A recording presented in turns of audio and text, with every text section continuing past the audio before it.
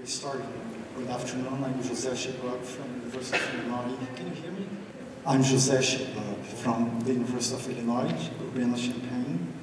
And it is really a pleasure to be here to introduce Emily Beaulieu. She's going to be giving the very first speech in the inaugural Empire Lecture Series. Emily is an assistant professor in political science at the University of Kentucky. She received her PhD from the University of California in San Diego. Her book, Electoral Protest and Democracy in the Developing World, just came out with Cambridge University Press. She has also published work on political economy and democracy in outlets such as International Organization and Comparative Political Studies. She's currently working on several projects on political violence and the impact of partisanship and political polarization on perceptions of election fraud, which is supported by, with a TESS grant.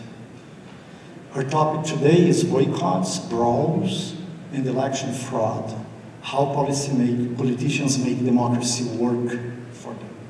So please join me welcoming Emily Beaulieu.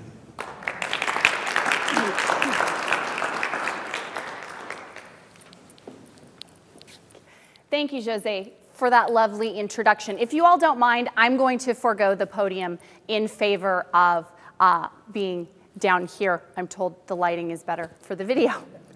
I am Emily Beaulieu. I'm an assistant professor at the University of Kentucky. And today I hope to convince you that when elections look like this, and legislatures look like this, it may seem messy, to quote the New York Times, but these events are actually the result of strategic calculations on the part of political elites. And those strategic calculations have consequences for democracy. Take, for example, this survey that finds that approximately 1/4 of Americans believe some forms of election fraud, including voter fraud and vote theft, are very common in US elections. Those beliefs are the consequences of strategic choices that political elites are making. And by now, I would not blame you if, like this piece that ran recently in The Economist, you're thinking, well, democracy is clearly doomed, and whatever consequences come about from these kinds of unruly actions are obviously going to be negative. But I'm hoping that in addition to convincing you that there's strategic motivation behind some of our most disturbing and violent aspects of democratic politics, that it's not always the case that the consequences are bad for democracy. And so I want to start today talking to you about chaotic events around one election or one institution, in particular, elections, because as Jose mentioned, I have written a book on electoral protest. The book covers elections in the developing world and instances of electoral protest from 1975 to 2006, and argues that these protests are the result of strategic negotiations between incumbent and opposition elites, that they occur when those elites fail to reach a negotiated settlement that would have allowed for a peaceful election, and they can sometimes be good for democracy. Before I get into the details of the argument, let me take you back to 1991, when Samuel Huntington brought it to our attention that no longer were elections simply a means by which we could identify regimes as democratic, but they were becoming a vehicle for regimes to transition to democracy. And over the course of his third wave, with a notable jump at the end of the Cold War, we see a global rise in the number of elections being held.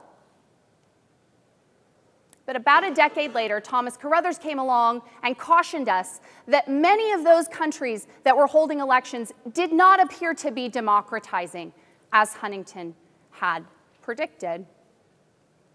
And this got a lot of smart people thinking about what these elections were doing. What were some of the strategic dynamics? And most of this consideration occurred within a framework of trying to identify sort of new regime types. And so out of these efforts, we get a host of new regimes: hybrid regimes, electoral authoritarian regimes, competitive authoritarian regimes holding elections. And I think these regime typologies are useful for purposes of description and critique, but I think they're less useful for helping us understand the causes and consequences of electoral protest. So here's a quick idea of why. If we stick with the particular regime type that has gained the most intellectual traction, competitive authoritarianism, popularized by the work of Howard and Russler and Levitsky and Way, we're able to capture, based on their characterization, approximately 1/3 of all the elections that happened in the developing world from 1975 to 2006, and a similarly small proportion of electoral protest. But I think there are also important theoretical reasons to believe that the developing world makes a more reasonable focus for our inquiry. In addition to a global rise in elections being held, this period also saw a rise in the proportion of elections being observed by international election monitors, and that's that lower, lighter line that you see on the graph there.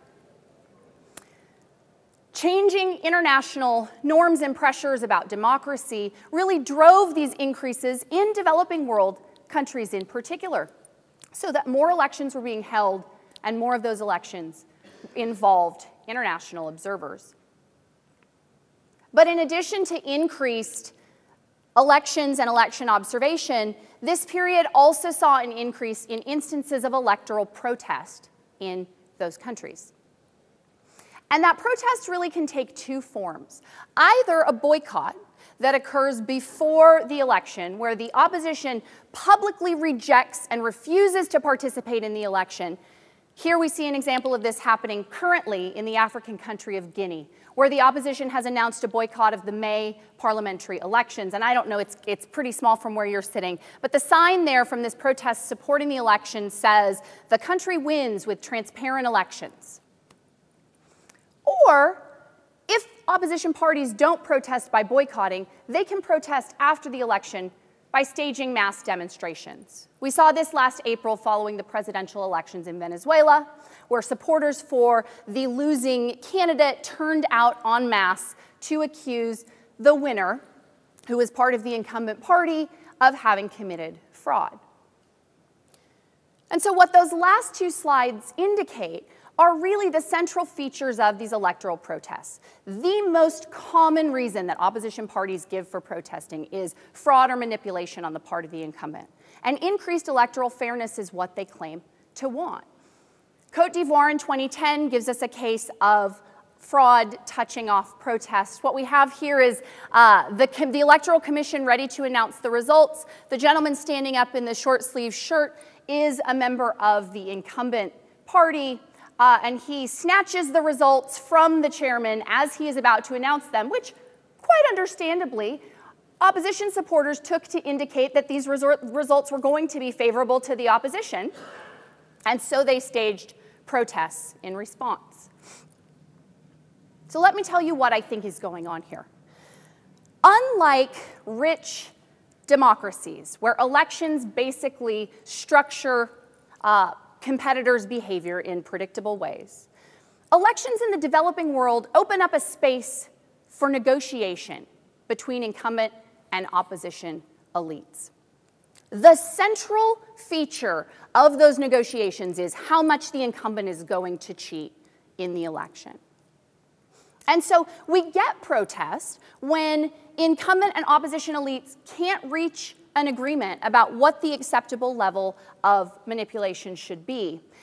And so in this way, I want you to think about these protests less as a kind of spontaneous outpouring of grievance, the way we imagine aggrieved members of the opposition rushing into the streets. I think they're better understood as like labor strikes, where there has been an attempt to negotiate an agreement that both sides would find acceptable, but sometimes those bargaining efforts fail, okay? So let me walk you through how this plays out in an election. The primary consideration of the incumbent is going to be how much to cheat in the election, both before and during.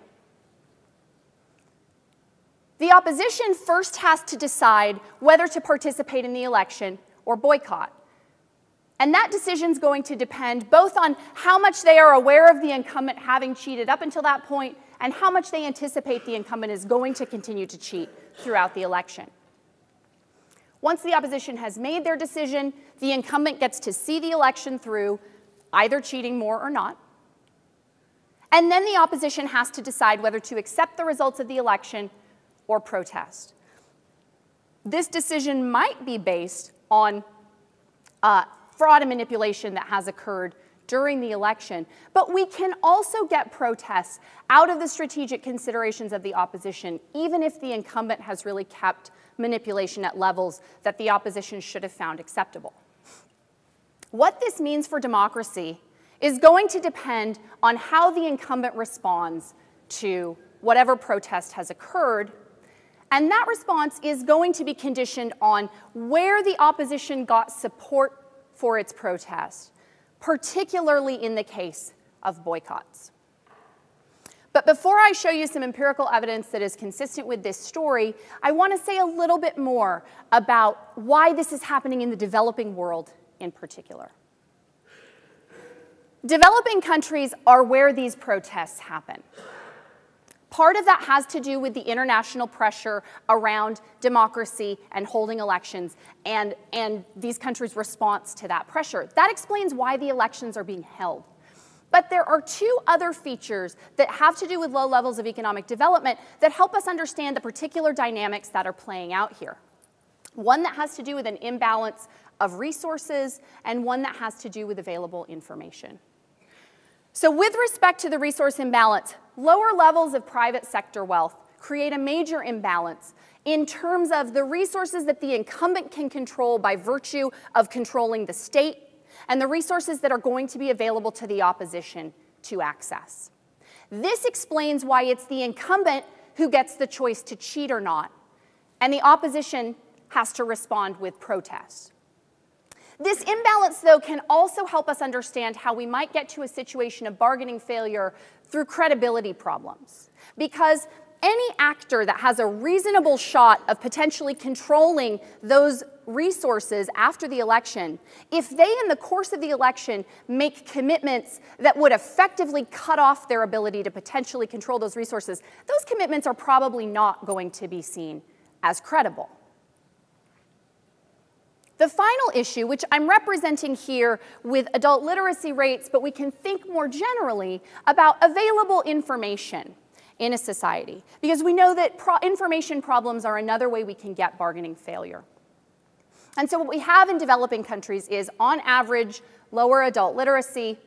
The limited private sector wealth also translates into less sort of active and flourishing independent media, limited access to things like public opinion polling and big data, all of which hampers the abilities of elites to generate common knowledge and increases opportunities for actors to misrepresent private information. And so this is another way that we might get to a situation where we're seeing a boycott, or I'm sorry, a protest. So if we think of electoral protests like bargaining failure, we know that they're either going to come about because of information problems or credibility problems. Here's what we expect. Before the election, information problems should matter. Now keep in mind, both actors have incentives to misrepresent private information in this scenario. And if the information environment makes it easier, essentially, for private information to be misrepresented, then if the incumbent can't accurately gauge how much fraud the opposition is willing to tolerate, or if the opposition can't figure out how much fraud the incumbent is committing, we may get to a situation of boycott. Incumbent credibility and constraints on the incumbent in particular are also going to matter in this pre-election phase. Remember, one of the things the opposition has to do is figure out how much fraud the incumbent is going to commit during the election. And they have to decide how much they trust the incumbent to stick to any agreement that is made before the election. And so there, a more constrained incumbent is going to be able to make more credible promises in terms of their behavior throughout the election. By contrast, it's opposition strength that we expect to drive post-election demonstrations. Information is and that also relates to credibility. Information is no longer an issue. The election has happened, and the election is a huge information-generating event. Constraints on the incumbent also don't matter anymore because the opposition is no longer in a position where it has to try and guess what the incumbent's going to do. The election's already played out. They've seen it happen. So what matters then is opposition strength, which can affect either the credibility of the incumbent or the credibility of the opposition. So with respect to the incumbent, what might happen is that if you suddenly are facing a strong opposition during the course of the election, you may decide you need to cheat a little bit more than you expected in order to maintain your edge, which can then spark protest in response by the opposition. But it might also be the case that as you come to realize your own strength as the opposition, you see yourself as getting closer and closer to being able to control those state resources, so that when you come up short in a given election, you may not be able to resist staging a protest and accusing the incumbent of fraud, even if the incumbent really did keep manipulation at acceptable levels. And so when we use the elections in my data set, it's about 700 plus elections to try to predict when these protests are going to happen. We find that major boycotts are in fact related to information problems and problems of incumbent credibility. Opposition strength is unrelated. And so what we see is that as literacy rates decline, as the executive is less constrained, the probability of a boycott increases. And this makes sense with what's happening in Guinea right now. My most recent figure that I have from the World Bank puts adult literacy in Guinea at around 30%. And the database for political institutions indicates a moderate level of executive constraint. And in fact, the issue that precipitated this boycott was that the government brought in a company from South Africa to update their voter register. And the opposition is concerned that in the course of that update, there will be advantages given to the incumbent and disadvantages to the opposition. And if you're in a situation where there's not a lot of available information about what this company's doing, and the executive isn't terribly constrained, those concerns seem warranted. When we go to predict post-election demonstrations, information, executive constraint are unrelated, and it is a stronger opposition increases the probability of post-election demonstrations. We saw this in Venezuela, where it was about 1.5% of the vote that separated the winner, Maduro, from the second place contender, Capriles Radonsky. And it's difficult to know, right? I mean, obviously, Capriles Radonsky's supporters believe that fraud was committed, but it might also be the case that getting 49% of the vote, Capriles Radonsky simply couldn't let that possibility of winning the election slip away, and so decided to press with a protest after the fact. So by now I can imagine that you're thinking, well, great, Emily, what you've told us up until now is that it's elites who are ruining democracy instead of normal people. Super. But let me suggest that there are, the consequences for democracy are not entirely negative. Let's talk about them now. Remember that the consequences are going to depend on how the incumbent responds to protest. So what you're seeing here is a breakdown of instances of enacted election-related reforms following all the elections in my data set, broken out by opposition choices made both before and after the election. And so what we see is that boycotts are associated with an increase in rates of reform, and that increase is statistically significant. We don't see a clear pattern, though, for demonstration after the election. The rate of reform really doesn't change whether the opposition simply accepts the results of the election or turns out in the streets to protest. And we do see a substantial increase, a substantive increase in the rate of reform when demonstration follows boycott, but that increase is not actually statistically significant. Furthermore, when we think about reform in terms of consequences for democracy, we want to take two other things into account. Number one, was this reform actually beneficial for democracy, or was it some kind of authoritarian retrenchment in reform's clothing? And also, as I mentioned earlier, we want to take into consideration where the opposition draws its support for the protest. So thinking first about reforms that appear to be good for democracy, democratic reforms. When boycotts receive international support, what the incumbent sees is an opportunity to reform and improve their sort of international reputation for democracy. But when boycotts receive domestic support, what the incumbent sees is a bunch of support for the opposition that's going to more faithfully translate into votes at the polling place if elections are actually made fairer. A similar problem occurs with post-election demonstrations, which are themselves inherently evidence of support for the opposition. You've got people turned out in the streets. And so when those demonstrations receive international support, there's a tension there, because on the one hand, there is an opportunity to introduce democratic reform and curry favor with international actors, but the incumbent knows it's going to come with a cost at the ballot box. So when we go to predict instances of democratic reform, this is what we see, that boycotts that receive international support are associated with an increased probability of democratic reform, but boycotts receiving domestic support and demonstrations receiving international support are unrelated. And we can find examples of this pattern in Africa and Asia, but I think that Haiti is a really nice case of a boycott receiving international support and subsequent democratic improvement. The 2000 election in Haiti was boycotted. The Organization of American States became very supportive of that boycott. The US is a member, a more or less active member of the Organization of American States. It was very active in this case, introducing aid suspension to encourage the incumbent to reform and ultimately getting directly involved in the crafting of electoral reforms.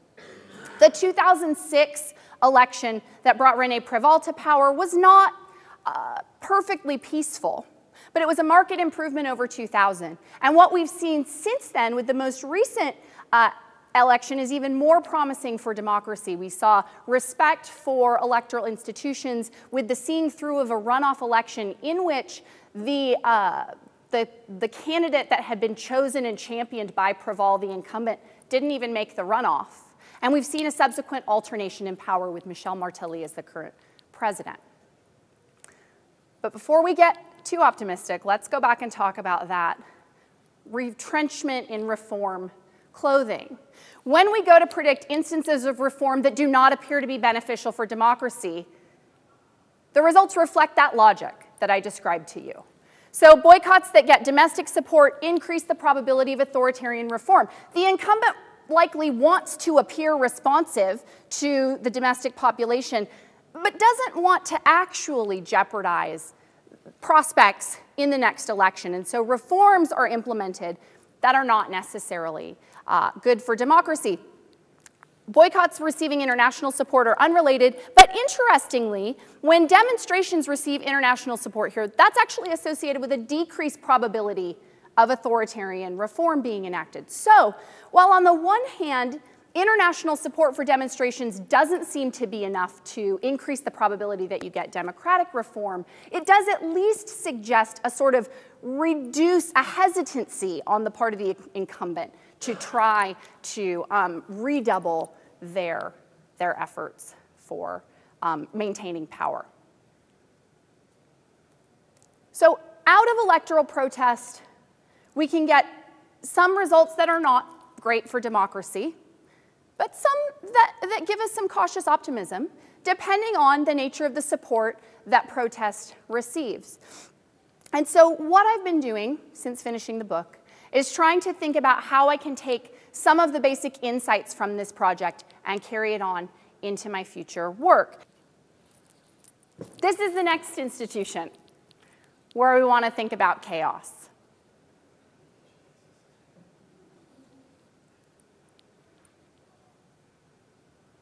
Legislative brawls are the result of strategic calculations made by political elites, just like electoral protest. Except when we think about elite strategy and electoral protest, we tend to think at the level of kind of party leadership, deciding what parties are going to do. What we see with Brawls is the way that Brawls play out suggests that even the individual members of parliament are making calculations that shape their brawling behavior. So let me talk to you about a couple of cases in particular. This is what brawls look like in South Korea.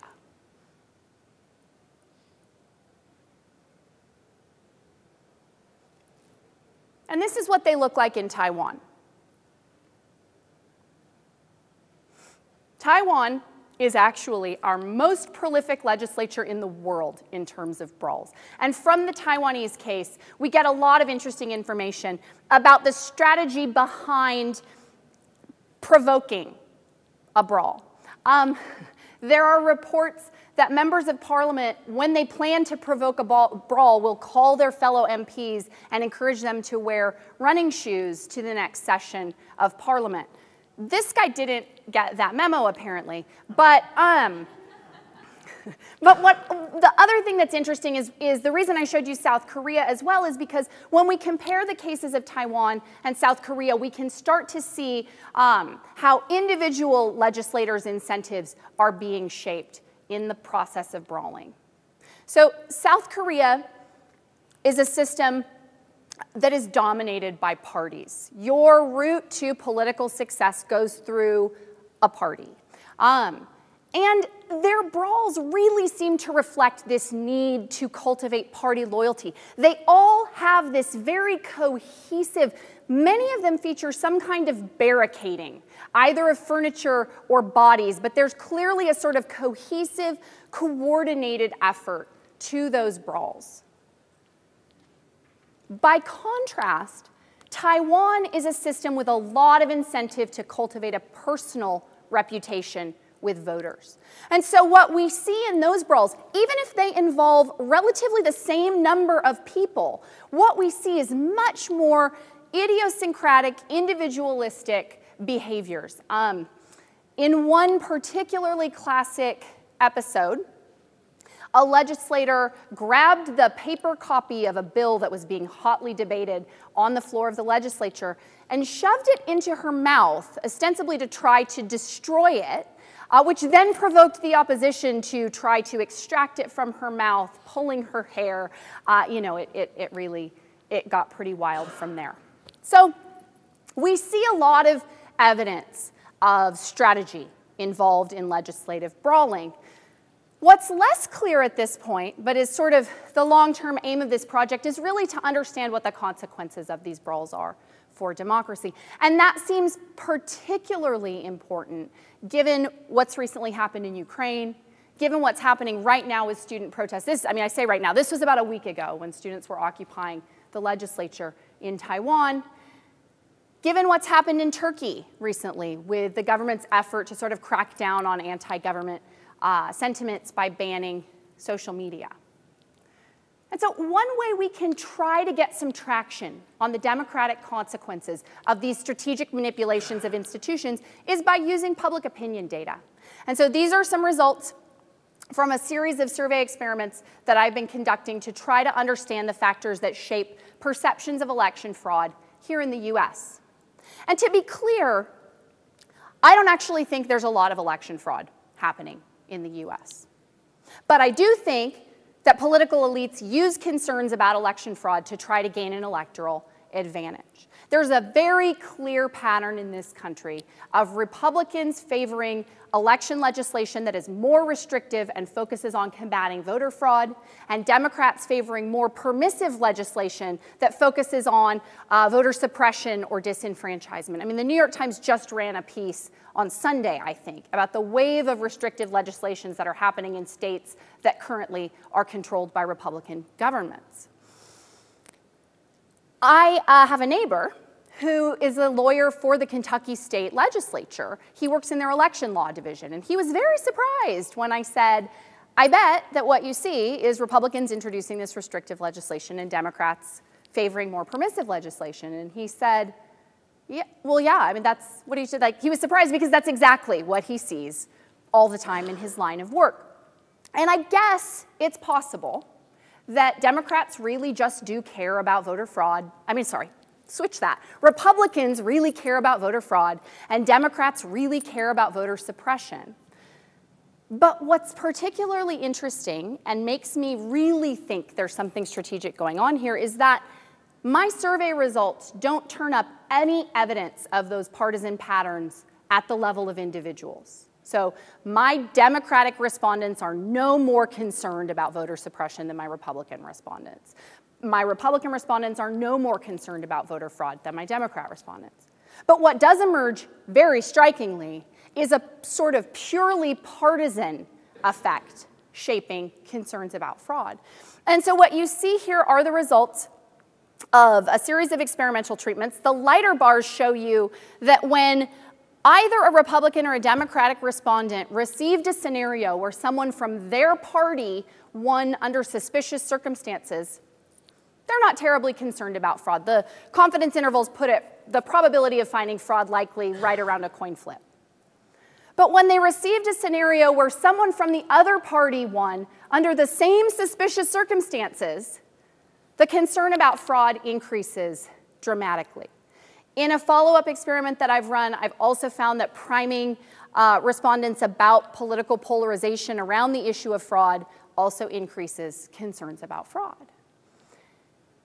And so we have some consequences here, though again, I would argue not terrible for democracy. I mean, what we see here is that it's pretty easy to move people's concerns about fraud, but to me it says much more about their partisan attachments than it really does about their confidence in US electoral institutions. And so before I conclude, I want to thank you all for your attention. It's been a real pleasure to get to speak to you. Skip, I know you weren't here at the start, but thank you so much for this opportunity. It's been a real treat to share my research with you all. So the next time that you observe chaotic events unfolding around political institutions, I hope you'll stop to consider the strategic motivations that likely brought them about. Now, that's not to say that all chaos is strategically motivated. It might just mean that your school got into the Final Four. But when it's political institutions, odds are good that there's some elite strategy at work. At the same time, I want to encourage you not to rush to assume that these occurrences mean sort of institutional decay and are dire for democracy. There may even be some circumstances, such as when election boycotts receive the support of influential international actors, that the consequences for democracy can be positive. And so I'll leave it at that and welcome your questions. Thank you.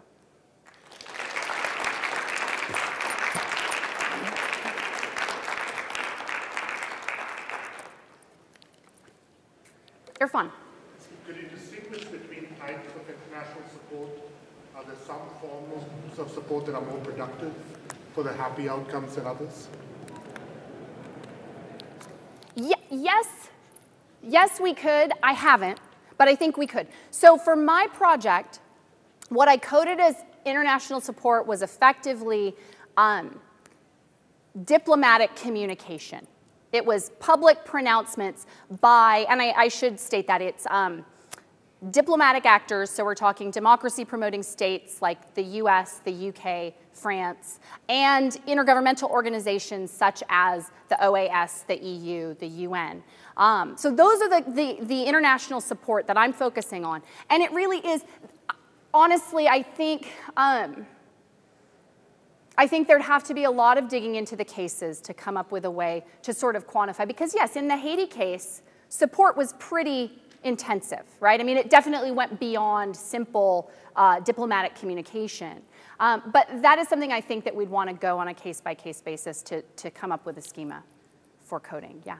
And I think that would be excellent. If you have any students who want to work on that, send them my way. Is that, do you mind? I'm fine. I'm fine to moderate. Yes? So a couple of questions. The first is, can you clarify, is your universe of cases these competitive authoritarian regimes, these electoral autocracies, or is it really all democracies in the developing world? And would there be differences across those cases? And then the second question is more out of curiosity. You made it sound like incumbents always won. And it's always a, the post facto is always about whether there's protests or not. What happens, and does it ever happen, that the opposition wins? Excellent questions. So let me say first off that my universe of cases is on the left. What I call the developing world is all countries that received official development assistance from the OECD from 1975 to 2006.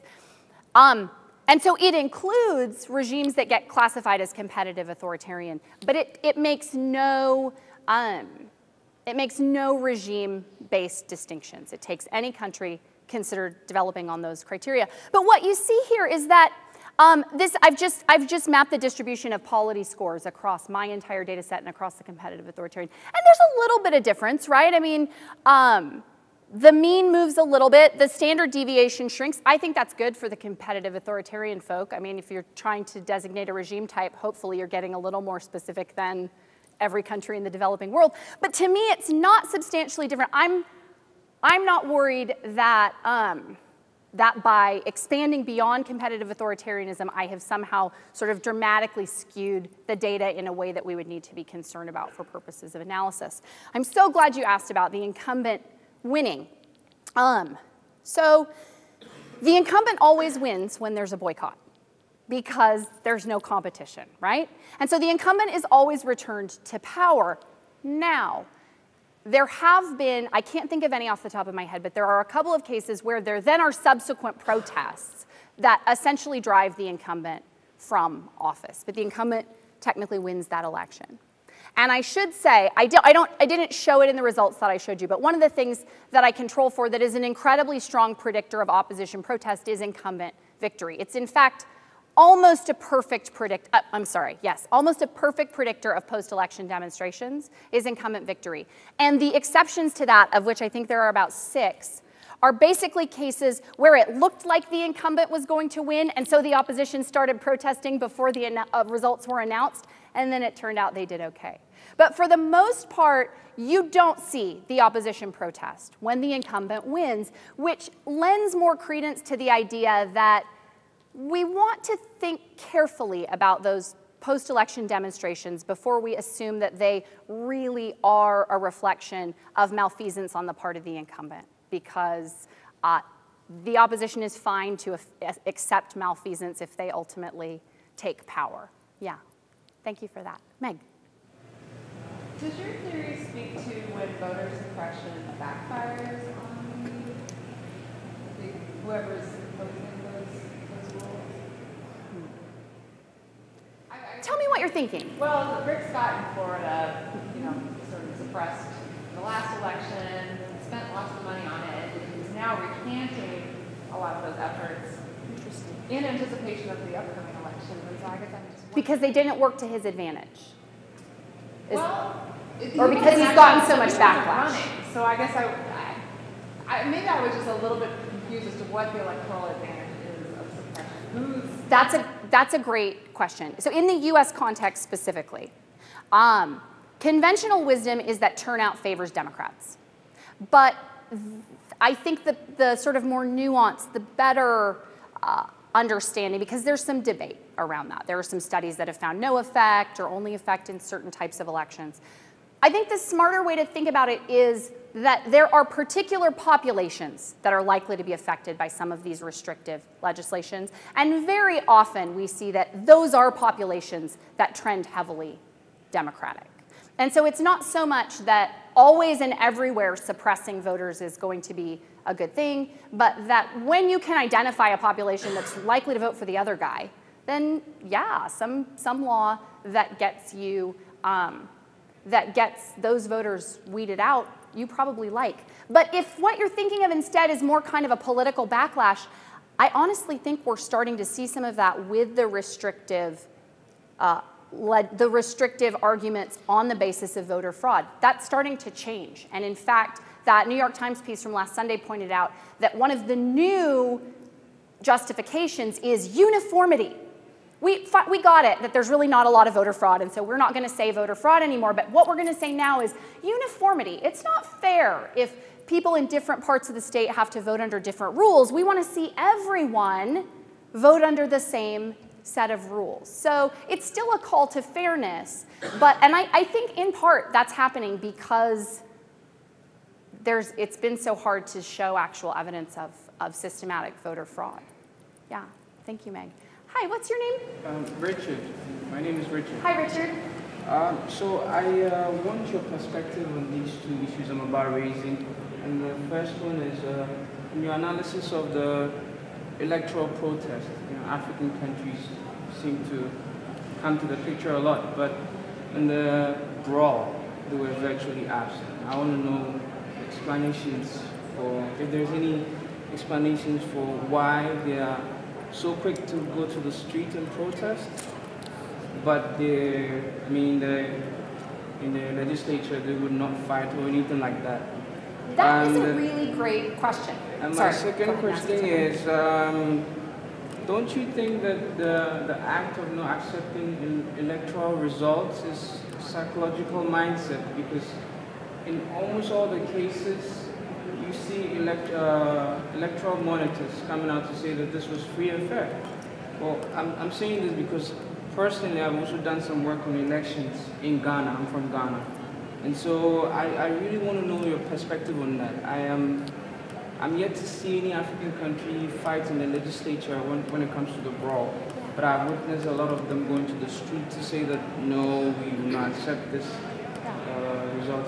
I want to know if I haven't personally been able to establish anything like that. So I'm very happy with your representation. So if you can give me some sort of explanations why that hasn't happened in Africa yet, but in places like Taiwan and all that, people are quick to fight in the, So there are, I wish I had the map queued up to show you. There are a few instances of brawling in Africa, but they are not serial brawlers like we see in these other countries. Something, honestly, that question had not come to me, and so I'm so glad that you raised it.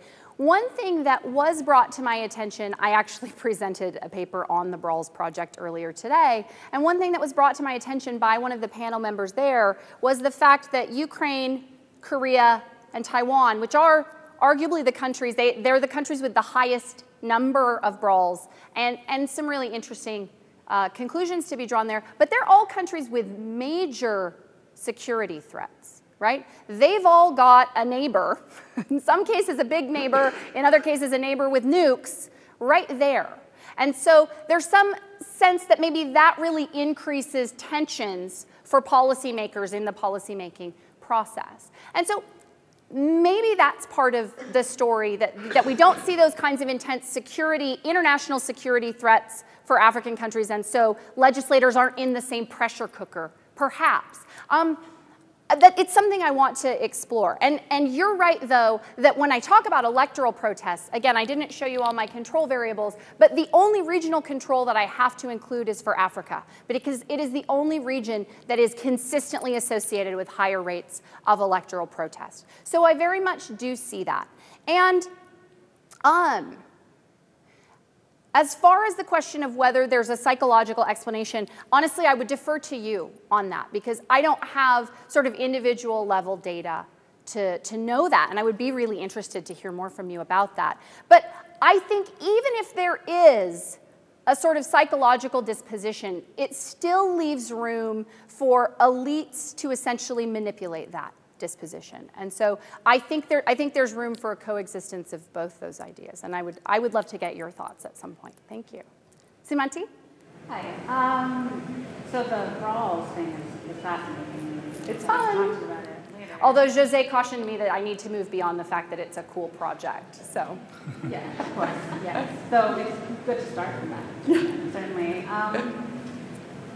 I was wondering though, so within legislatures, certainly there are brawls, but there's also other sort of unusual behavior. Yeah. Walkouts, boycotts. I don't know, like the reading of the law, the bill was fascinating, but I'm sure that, there are other instances of burning things. Right.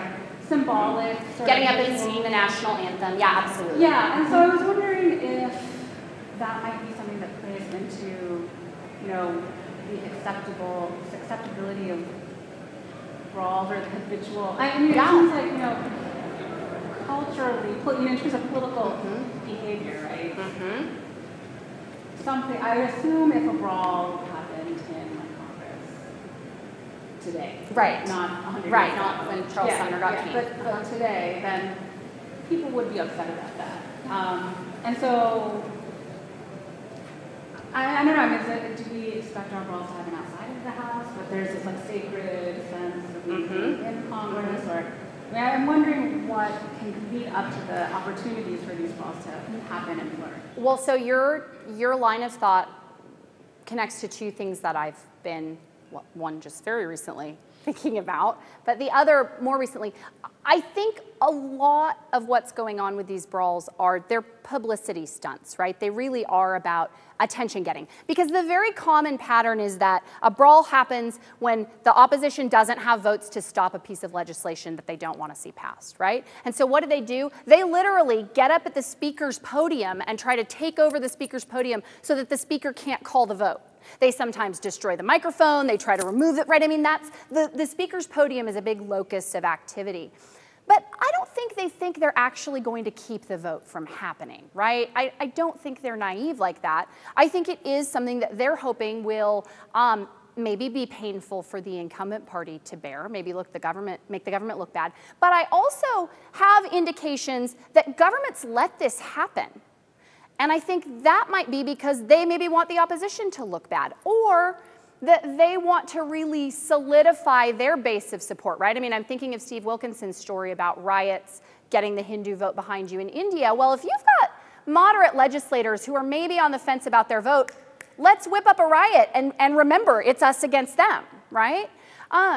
So there may also be room for a cultural determinant. The issue in here is I don't yet know how the general population feels about it. I think you're right. I think if we saw a brawl in the US House, we would be horrified, right? I don't know if that's true in Taiwan or South Korea. I don't have a sense of in Ukraine. I mean, anecdotal reports I've read say Taiwanese legislators do this to show how serious they are to the voters. Like it conveys their commitment, right? So I mean, the next phase of the project definitely is to try to understand how these events are perceived by the general population. Another thing that Jose pointed out that I'm very excited to think about is the issue of how legitimate the legislature is perceived as being, and whether these actions affect the perceptions of legitimacy, or whether perceptions of legitimacy then condition how the brawls are viewed. So yeah, I like how you're thinking. It's definitely, it's what's coming up next. Yeah, Yana and then Mark. So I have a question about the first part actually, which is the protest and the international support. And so I'm kind of curious, under what conditions are protests actually more likely to garner international support? And if there's even something about a particular country in protest that both makes it more likely to get international support and more likely to end up being more democratic? It's a great question, Yana, that I haven't figured out yet. I have not been able to find any systematic pattern to who gets international support. And so it's disappointing, but it at least makes me less concerned that there is some underlying factor that's driving both the decision to protest and it's a great question. And it's right like Irfan's question. Anyone who wants to work on international support for electoral protest or has students who want to send them my way like that, it would be a great follow-up. But no, I haven't been able to find any systematic predictor of who gets support or not. Yeah. Mark. First, a disclosure, I only study one country. So it's okay, you're a comparativist with an area focus. But I don't know that the cultural explanation really fits in the U.S. because I think we like our brawls. I might watch C-SPAN if there was some brawling going on. But I do think that institutionalization and entrenched seniority system that turns the body into a a brawl. Mark, that's a great suggestion. That's a fact. I had not even thought about age of legislator. Oh, that is definitely something to look at. No, right. Yeah, when you got to worry about if your hip's going to get broken. Yeah, although I do think, what was his name? Strom Thurmond? I think he would have mixed it up right till the end. No, that's an excellent suggestion. Well, because just today, when Tiffany was presenting her work on Argentine legislature, she was talking about the average term is really short there. So this is something that we could look at, tenure and age of legislators. That's great. Thank you. This is, this is so helpful for me. Are we done? Yeah, that's fine. All right, Yeah. So thank you. All right. Okay. I'd like to take a moment to thank Emily. If I could just have you for a second. Sure. Thank you. So this is great. This is the very first time we've done this. So this is an Empire series. First, I'm Skip Lupia. I'm the president of this organization, which if you read the bylaws means that I don't have a lot of power, but I did get to suggest this idea. And one of the things we wanted to do was try and create a space with high-quality presentations where you could actually engage a speaker, because sometimes it doesn't happen on our panels if you've attended them. We were thrilled when Emily, we went through a series of nominations. We solicited nominations. This name came to us, and we vetted her through video presentations and things that she had done, and we wanted her to do this, and we were thrilled that she's the very first. Is anyone here not an MPSA member? You're all MPSA members. Oh, you're not? Okay, great. This is the first time we've ever done this. We need more non-MPSA members. So this is great. We're so thrilled. We'll drag people off the street next time. Yeah, no, that's the idea. So we're so thrilled, and again, I'm grateful both to Emily and to you for coming here. It would help us a lot. It can be now or later. If you would let me know or the MPSA know what you think of this event.